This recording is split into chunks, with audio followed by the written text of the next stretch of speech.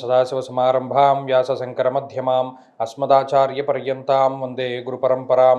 జ్యోతిషాస్త్రాన్ని భావితరాల వారికి ప్రసాదించిన ఋషుల యొక్క పాదపద్మాలకి నమస్కారం చేసుకుంటూ, అలాగే నాకు ఈ జ్యోతిష విద్యను నేర్పిన గురువర్యులు జ్యోతిష బ్రహ్మ కీర్తిశేషులు శ్రీ ఈరంకి సూర్యనారాయణమూర్తి గారు, సూర్యశ్రీ దైవజ్ఞ గారి యొక్క పాదపద్మాలకి నమస్కారం చేసుకుంటూ, ఓం శ్రీ మహాగణాధిపతి నమః, శ్రీ గురుభ్యో నమః, హరి ఓం.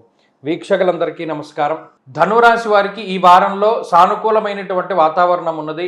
ముఖ్యంగా అష్టమ స్థానమందు ఉండేటువంటి శుక్రుని యొక్క అనుకూలత ఈ రాశి వారి పైన ఉన్నది. అలాగే షష్ఠ స్థానమందు ఉన్నటువంటి రవి యోగిస్తూ ఉన్నారు. చంద్రుని యొక్క బలం ఉన్నది.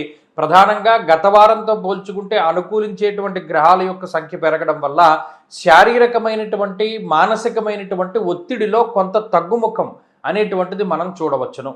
గత వారంతో పోల్చుకుంటే ఉన్న శారీరక శ్రమ ఈ వారం ఉండదు. గత వారంతో పోల్చుకుంటే ఉన్న మానసిక ఒత్తిడి ఈ వారంలో ఉండదు. అవన్నీ తగ్గుముఖం పడుతూ ఉంటాయి. అలాగే అష్టమంలో ఉండేటువంటి శుక్రుడు కొన్ని విషయాలలో మీకు చాలా చేదోడు వాదుడుగా ఉంటారు. ముఖ్యంగా ఎక్కడికైనా సుదూర ప్రాంతాలకు వెళ్ళాలి, ఏదైనా ఒక పని నిమిత్తం, అంత శ్రమ పడక్కర్లేకుండా ఇక్కడే పని అయిపోయేలా చేస్తూ ఉంటారు. అలాగే ఎవరినో వెళ్ళి కలవలసినటువంటి పరిస్థితుల్లో వారే మీ దగ్గరికి వచ్చి, అంటే మీకు శారీరక శ్రమను తగ్గిస్తూ ఉంటారు శుక్రుడు. ఆ విషయాన్ని మాత్రం గుర్తుపెట్టుకోవాలి. శారీరక శ్రమను తగ్గిస్తారు, ఖర్చును తగ్గిస్తారు. అంటే అవ్వవలసిన ఖర్చు కన్నా తక్కువగానే ఖర్చు అవుతూ ఉంటుంది. ఇటువంటి విషయాలకి ఈ గ్రహస్థితి ఎక్కువ ఉపయుక్తంగా ఉంటుంది.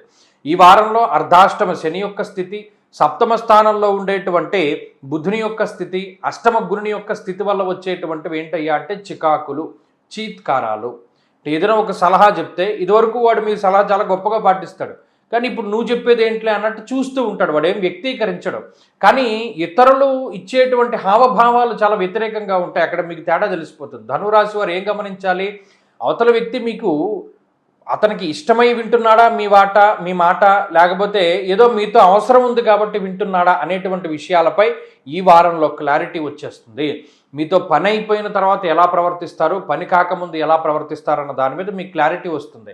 అలాగే ఈ వారంలో వృత్తిపరమైనటువంటి ఒత్తిడి ఉంటుంది, కానీ గత వారంలా ఉండదు, కొంత తగ్గుముఖం పడుతూ ఉంటుంది. అలాగే ఉన్నత స్థాయి వర్గం ప్రజల యొక్క అండదండలు లభిస్తూ ఉంటాయి. పై అధికారుల యొక్క సఖ్యత ఉంటుంది.